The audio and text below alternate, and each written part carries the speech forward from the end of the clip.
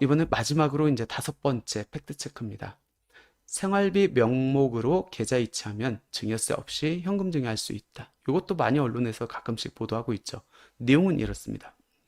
국세청은 세무조사를 할 때 계좌 이체 내역을 조회해서 현금 증여가 있는지를 보는데, 이때 계좌 이체 내역에 생활비 이렇게 써놓으면 과세를 피할 수 있다. 즉 생활비 명목으로 간 거는 뭐 증여 문제 발생하지 않는다. 이렇게 보도하고 있는데 사실과 다르다라는 겁니다. 물론 자녀를 부양할 의무는 누가 있죠? 부모님이 있습니다. 부모님이 있어요. 그래서 그 부모가 자녀한테 뭐 생활비를 준다. 충분히 있을 수 있는 일이죠. 그리고 그걸 증여로 보면 안 되겠죠. 근데 문제는 뭐죠? 자녀가 소득이 있음에도 불구하고 부모가 생활비와 교육비를 대준다. 이런 경우에 문제가 된다는 겁니다. 왜? 본인이 먹고 살 재원이 있어요. 그럼에도 불구하고 부모님이 뭔가를 더해준다? 그게 이제 통장에서 생활비 명목으로 기재를 했다고 해서 증여세에서 벗어날 수 없다라는 겁니다. 소득이 없는 가족에게 통상적으로 송금하는 생활비, 이것도 사회 통념상 인정되는 범위여야겠죠? 당연히 증여세가 없습니다. 문제는 소득이 있는 가족에게 생활비 명목으로 송금한 현금에 대해서는 증여세가 과세되는 게 맞다라는 겁니다. 또한 소득이 없는 가족에게 실제로 생활비를 지급했더라도 그 자금을 생활비로 쓰지 않아요. 예금이나 적금을 한다든지 아니면 그 자금을 갖고 주식을 산다든지 아니면 부동산 또는 자동차의 뭐 어떤 재산의 구입 자금으로 사용했다라고 하면은 당연히 증여세가 과세될 수 있다라는 겁니다. 보통 한국에서는 부모님, 그러니까 막 이렇게 결혼한 분들 같은 경우는 자녀들의 이제 생활비라든지 아니면 교육비들이 많이 들죠. 그 교육비와 생활비를 보통 할아버지, 할머니들이 많이 이렇게 대주고 있습니다. 그래서 조부모가 생활비를 손자한테 이렇게 줍니다. 그런 경우에는 생활비이기 때문에 증여세 문제 없을까요? 그렇진 않다. 부양의 첫 번째 의무 누가 지죠? 부모가 집니다. 이 부모가 소득이 없다 하면은 문제될 건 없지만 부모가 소득이 있는 상태에서 조부모가 생활비와 교육비를 지급하고 있다. 이건 명백히 증여가 맞다. 특히 유학에 이렇게 손자, 손녀를 유학 보내고 할아버지, 할머니가 이렇게 생활비 또는 교육비를 이렇게 지급해 주는 경우가 많이 있습니다. 부모가 소득이 없고 재원이 없다라고 하면 문제가 없겠지만 원칙적으로 부모가 소득이 있는 부모가 있음에도 불구하고 할아버지, 할머니들이 주는 금액은 당연히 증여로 보는 게 타당하다.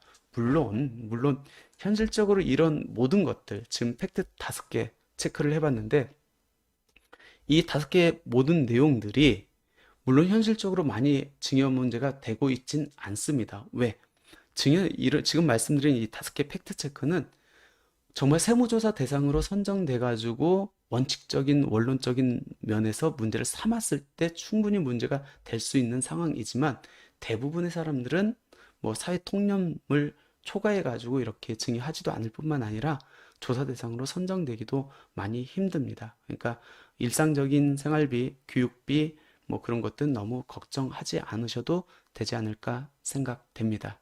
그래서 법령 해석 사례 한번 보면은 요거에는 증여세를 부과하지 않습니다. 이재, 구호금품, 치료비, 부양자의 생활비, 교육비, 피부양자의 생활비, 교육비. 근데 부양 의무가 없는 조부가 손자의 생활비 또는 교육비를 부담하는 경우에는 증여재산에, 그러니까 비과세되는 증여재산에 해당하지 않는다. 증여세 부과하는 게 맞다라는 겁니다.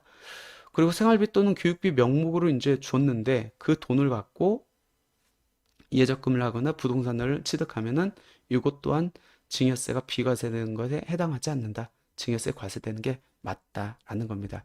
그래서 오늘 살펴본 게 언론에서 가끔씩 사실관계와 다르게 해석하고 있는 5가지 팩트 체크를 한번 살펴봤습니다. 그 첫 번째가 자녀에게 증여한 후 차용증만 쓰면 증여세를 부과할 수 없다. 이거 아니다. 차용증 쓰고 이자 내역 만들어 놓고 그 이자를 지급할 수 있는 재원이 있어야 된다. 두 번째는 자녀를 보험계약자로 계약자로 이제 기재하면 생명보험금 나중에 받은 거는 상속세가 없다라는 건데 제일 중요한 거는 보험금과 관련돼서 제일 중요한 거는 누가 불입을 했느냐가 문제가 쟁점이 된다. 실제 자녀가 보험금을 지급했다. 그래서 부모님의 사망으로 해서 그 보험금을 탔다. 전혀 문제가 없겠지만 보험 계약자는 자녀로 돼 있지만 실질적인 이 보험료를 납입을 아버지가 했다라고 하면은 당연히 상속세 과세 대상에 해당된다라고 보시면 될 것 같고요. 세 번째 팩트체크는 자녀가 대출받고 부모가 대신 상환해주면 세금 없이 증여가 가능하다. 아니다. 현금을 증여한 걸로 봐가지고 재증여 문제가 발생한다. 라고 보시면 될 것 같고, 네 번째 팩트 체크. 신혼부부가 축의금으로 주택을 구입해도 세금 문제가 없다. 아니죠. 그 축의금의 귀속이 누구인지를 본다겠습니다. 신랑 신부일 거면은 증여 문제가 발생하지 않지만 혼주, 즉 신랑 신부의 부모님에게 귀속되는 축의금이라고 하면은 증여 문제가 발생할 수 있다라는 거. 그리고 마지막 팩트 체크. 생활비 명목으로 계좌 이체하면은 증여 없이 현금을 증여할 수 있다. 만약 부모님이 소득이 없는 자녀한테 생활비나 교육비를 지급하면 전혀 문제가 없겠지만 자녀 자체가 소득이 있음에도 불구하고 생활비, 교육비를 덤으로 준다. 그런 경우에는 문제가 될 수 있고, 또 부양 의무가 부모가 있음에도 불구하고 할아버지, 할머니가 생활비, 교육비를 대주는 경우 역시 이 또한 증여 문제가 발생할 수 있다. 부모가 소득이 없어가지고 아니면 자녀가 소득이 없어가지고 할아버지 할머니가 뭐 이렇게 생활비 교육비를 대준다거나 아니면 자녀 소득이 없어가지고 부모님이 생활비 교육비를 대주더라도 그 생활비를 재원으로 해가지고 예적금을 하거나 부동산 등을 취득하면은 그땐 당연히 증여 문제가 발생할 수 있다. 그러니까 언론에서 보도하고 있는 약간 오류된 내용들 팩트는 이렇게 되니까 좀 참고하셔가지고 증여 상속 잘 준비하시면 좋을 것 같습니다.